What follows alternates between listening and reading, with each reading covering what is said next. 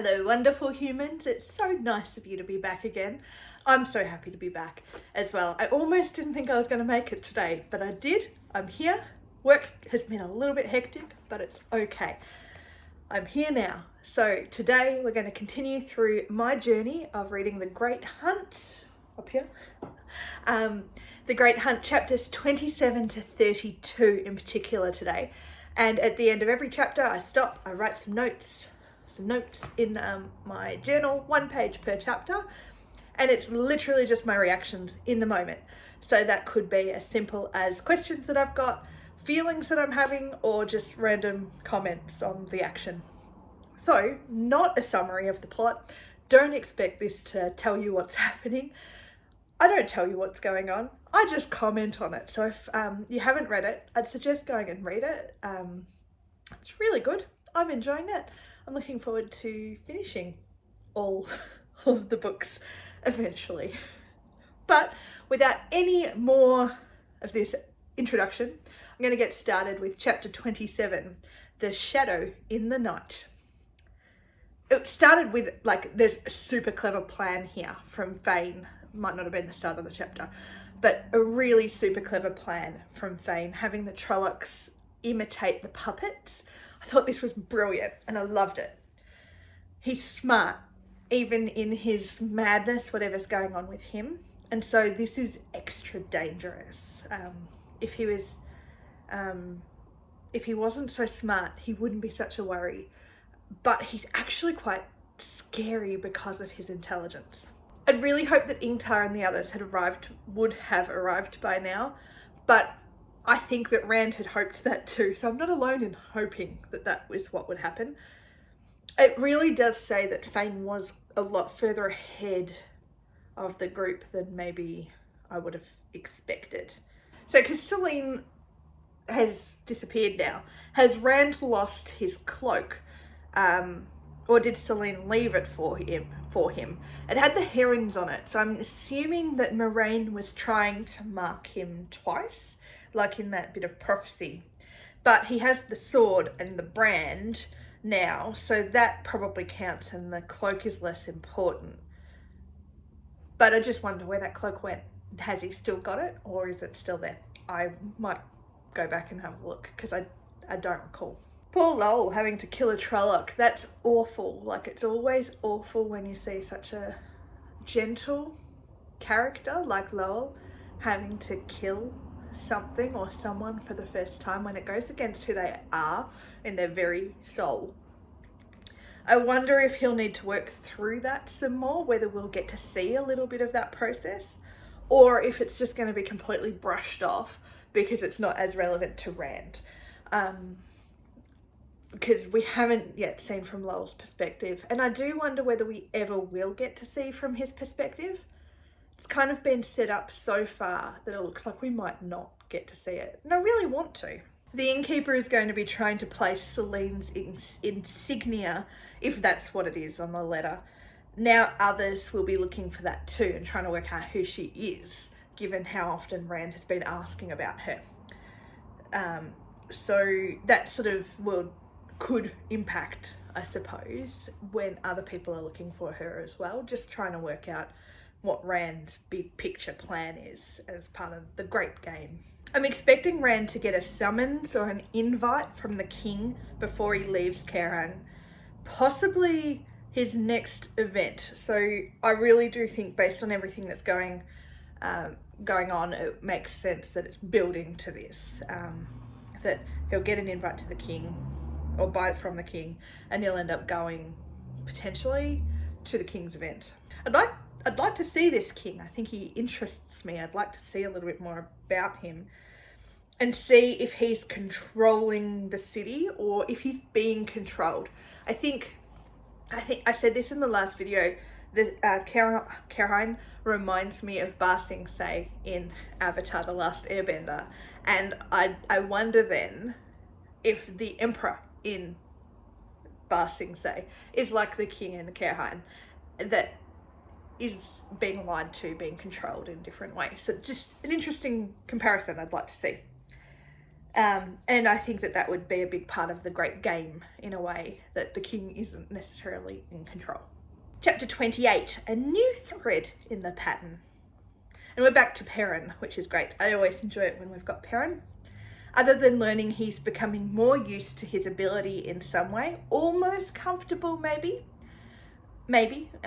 We don't learn much more from him in this chapter as such. We see the events unfold, but we don't necessarily learn a lot of the thought process.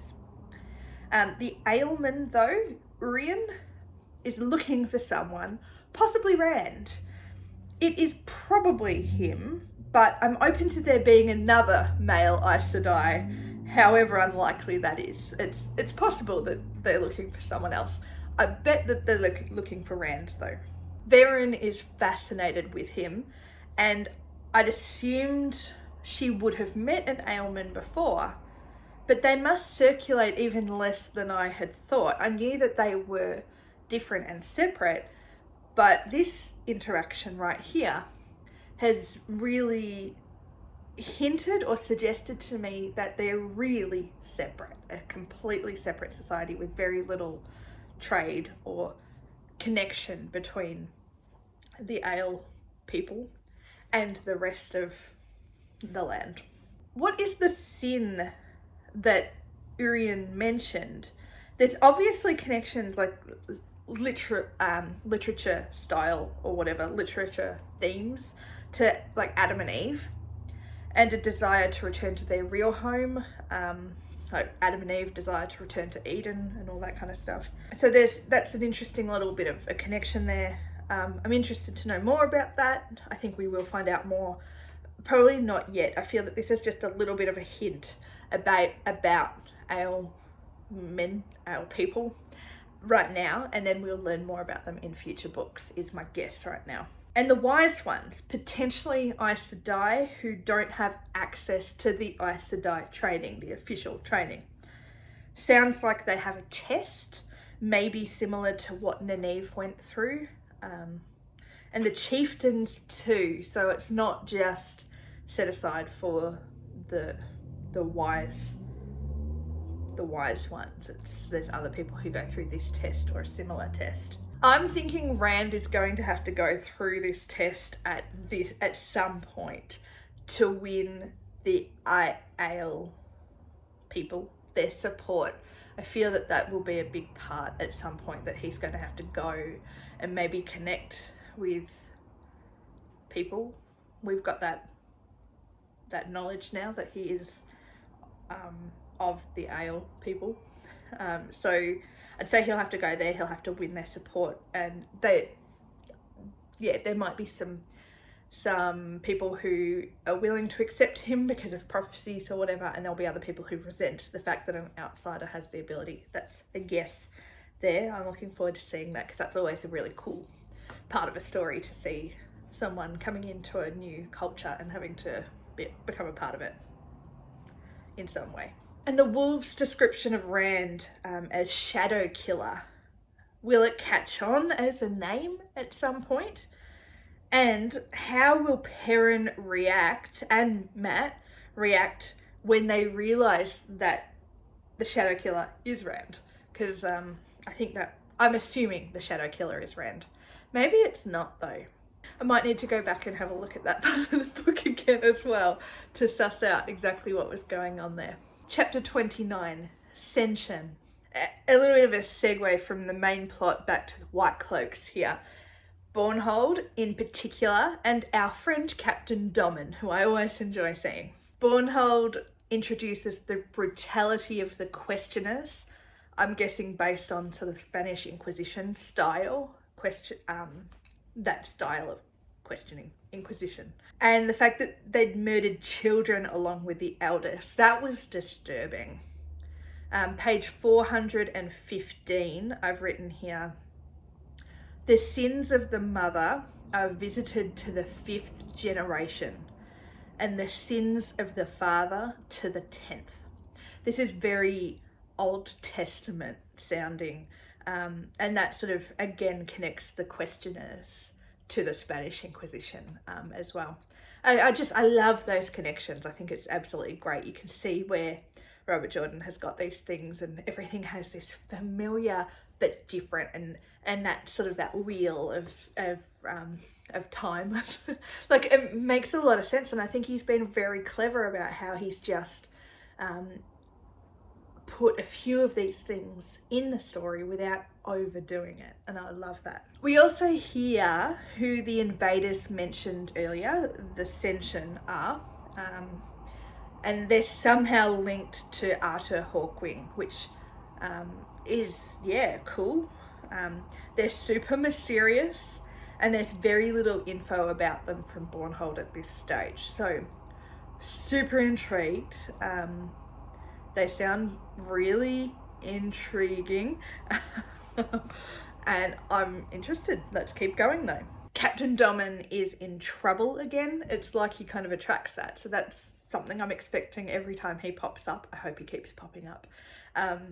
He attracts trouble, so that's why else would he be in it? That's part of driving the plot forward in a different way.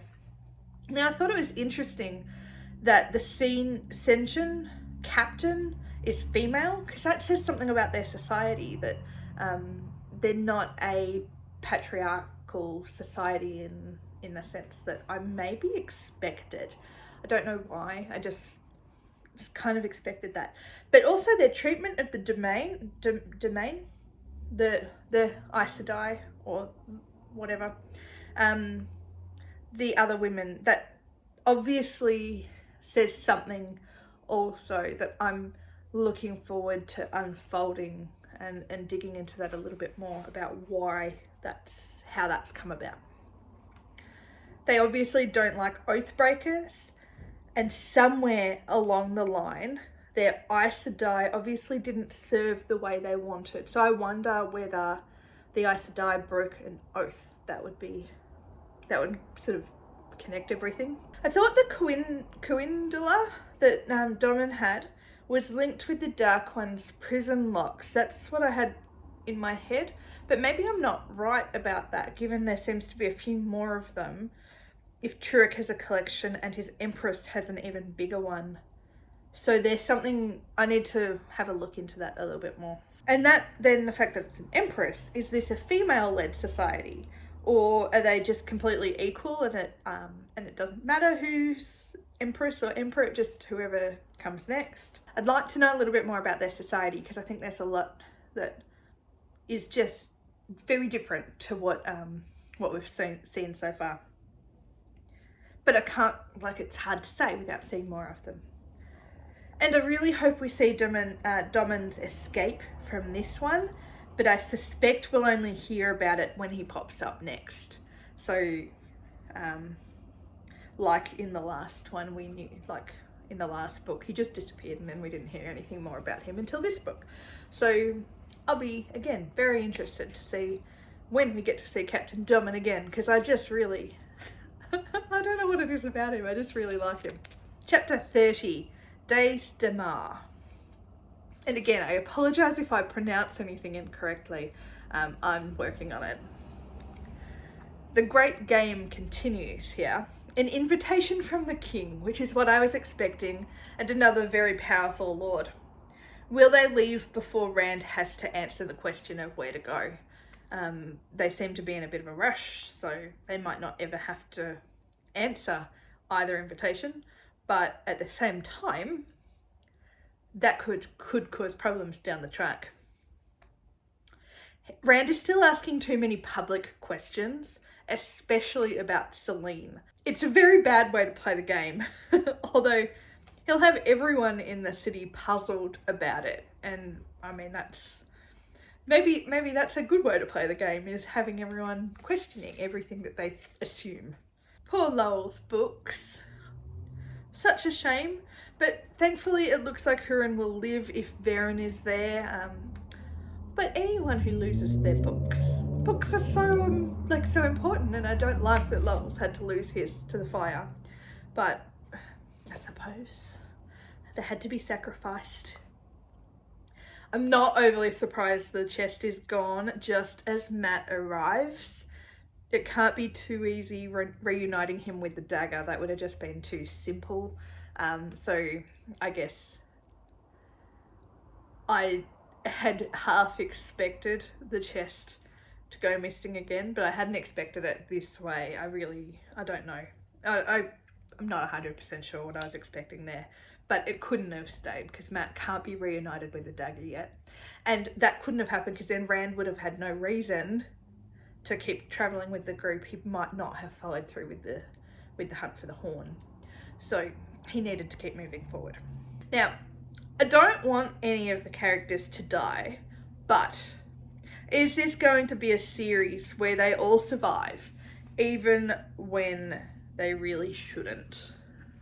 I'm okay with this to a point, but I'd expect by now to have had a major player of some kind, maybe not the top tier, but a major player die somehow. Probably because I never believed Tom was dead. I just feel that it's sort of, I do keep reminding myself this was written in a different time period though, whereas now we would probably expect a death in a fantasy of this sort of epic nature, because there's that push for things to be a little bit more realistic, even if they're in a fantasy world. And I suppose I keep looking at it thinking, no, actually, for the time period that this was being written in, this makes sense that we haven't seen any major character deaths. But I still hope that there is, no, I don't want any of them to die, but I do think that there needs to be some death from some characters that emotionally impacts the characters, but us as readers as well. But I don't want anyone to die. So the chase is back on. How quickly are they going to get the horn back now? It's past halfway in the book, so can't be forever, but there is still plenty of time that it could take a while. So we will see. Anyway, the game is on. Well, a different game to before, but now chase is back on, or the hunt. Chapter 31, On the Scent. Reunited, and we still get half the chapter from Perrin's perspective, which is huge. Rand has changed in the time they've been separated, and we needed to see that through Perrin's eyes. I wonder when we're going to get Matt's point of view for the first time. I've been waiting for that. I think that they're holding, Robert Jordan is holding off on giving me Matt's point of view because I'm not supposed to like Matt, and I'm really looking forward to actually seeing things through his eyes because it will give me greater insight into his character. But I'm really happy that we've seen Rand through Perrin's eyes because I think this is a really great example of how important those different perspectives are to understanding exactly what is going on, how people are actually coping or feeling or acting. And in this sense, Rand has definitely changed based on the short period of time they've been apart. Both Matt and Perrin are beginning to see Rand as something more than just their childhood friend. He is becoming a lord and showing the beginnings of leadership and strength. And that's not sitting well with them, but they're starting to act in a different way to Rand, and that's very telling. Lowell is still putting things together, slowly and silently maybe, but Perrin has noticed him noticing things. And I am curious how much, I really would like to know how much Lowell is noticing and what he's taking in and what assumptions and guesses he's making, educated assumptions about what is happening, because he is sticking around, yes, because Rand accepted him, and that was huge, but there's more. I think he just wants to be part of that pattern. He knows something's going on and he's piecing it together. I can feel it, but how far along or whether he's on the right track, I don't know. Is Verin's presence part of Moraine's plan? Probably, I assume, but then all three Aes Sedai were in on it a little, so maybe it's all their plan and they all decided on it together. There's something not quite right sitting there about Verin's presence here, and I still can't quite put my finger on what it is. I'm really glad that Perrin plans to tell Rand about his abilities. I think he's both scared of and for Rand, especially given the Shadow Killer name. He's a good friend. Perrin is a good friend who doesn't want his friend Rand, whether they are in a different level of friendship or a different state of relationship now, he doesn't want Rand to be a puppet. So he really does care, whether that's because they're friends or just because Perrin is that kind of person. I'll work that out as I keep going. I think Matt might be getting a little less annoying, maybe. Facing death is making him grow up a little, at least through Perrin and Rand's eyes, or Perrin's eyes, but maybe Perrin is always a little bit more on Matt's side than Rand is, maybe. Chapter 32, Dangerous Words. Okay, I've only just noticed something about the book that I probably should have noticed before now, but at the start of every chapter, I don't know if I'm assuming it's in most editions, if not all of them, but at the start of every chapter, there's a little image that gives a clue as to what's going to happen in the chapter. So in chapter 32, this one has a picture of the harp at the front, so I expected to see Tom. I'd say he was ready to get pulled back into the adventure in some way, but I'm not sure if he's quite ready. He's on that, he's ready, he cares. He's not 100% sure. He doesn't want anything to do with the Aes Sedai, but he's intrigued. He wants to be a part of it. Matt must hate being Rand's servant, but he needs to learn some of the lessons Perrin and Rand learnt in the last book and this one. So Perrin and Rand have been learning a lot and you've been seeing their growth, but because Matt's been so out of it, for like his character hasn't been able to grow in the same way because he's been dealing with the dagger stuff. He needs to learn some of those things. For example, sometimes you just need to shut up, and I think this is something they all need to learn, is when to keep their mouth closed and when to speak up, but mostly just when not to speak up. I guess, as I was saying, I think the situation with the dagger has really stilted his growth in those areas in comparison to the others. He's grown in different ways, I assume. What's the bet the Dark Friends used the Waygate to get the horn away? But Fane will have to leave a trail to follow. He wants Rand to follow him and not to lose him, so I think Fane wants to stay ahead of Rand, but he wants to lead and treat Rand a little bit like a puppet. They all want to do that. So I'd say that they'll escape through the Waygate, but there will be clues, really obvious clues as to where they're going. Rand's interaction with Barthane is probably going to come back to bite him at some point. I'm not sure how yet, but it'll get around somehow that he doesn't support the king, especially regarding the statue, which is bound to be important at some point later in the books. I don't know how soon, but at some point we're going to come back to this statue. I'm sure of it. I wonder which female Aes Sedai is going to work with Rand, because I'm assuming that that's just not going to be just important, it's going to be used in some way. So therefore, if they need to be used in conjunction with each other, then a female Aes Sedai is going to need to help him. Nynaeve is my current guess, but that could be a Gwen, it could be anyone. It could be someone I haven't even met yet. Is Matt really hurt, or was it just a ploy, or was it just an excuse to get Rand away? So to finish it off, slightly different comment here, but to finish off this lot of video, I wonder if Rand will fool around with someone at some point, or will it be limited to whoever he eventually marries? Given when the book was written, it's hard to tell. Now, if it was written now, I would just assume that they would be fooling around, but given when this series started, it could go either way. So will it be limited to who he eventually marries, if he even marries at all? And if he marries, my bet's on Elaine. I really do think he's going to marry Elaine, if he marries anyone at all. But I'm gonna be paying close attention to that. I just think it'll be interesting. Another very interesting thing to see when all of the Emansfield villagers, or the people from Emansfield, when they start fooling around with people. I think that's going to be a fun moment of great growth for them all.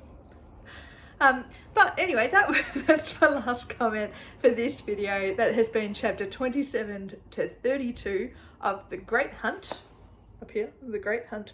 And I hope you enjoyed it. Did you think any of the same things as me? I think I'm on the right track with some of this. No, I know I'm on the right track with some of this.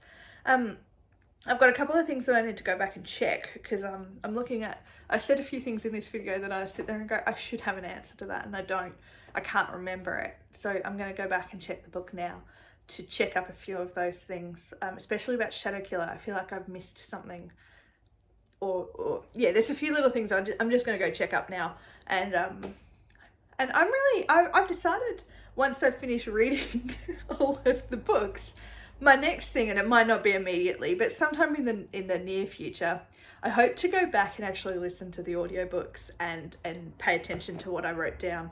And it'll be easier to do in the audiobook form that time, because I really do want to experience the joys of the audiobook, that people rave about them. It doesn't work for this experience that I'm trying to have, but I think as a reread or a listen, it'll work really well. And I might pick up on some of these other things that I'm commenting on now and actually answer some of the questions that I have. So I'm looking forward to that.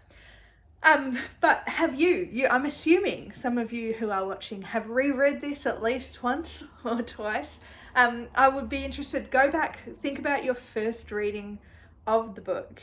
Did you have this same experience? I'd love to know what your experience was, so let me know. And I will have another video out, hopefully, provided work settles down just a little bit. I'll have another video out on Friday.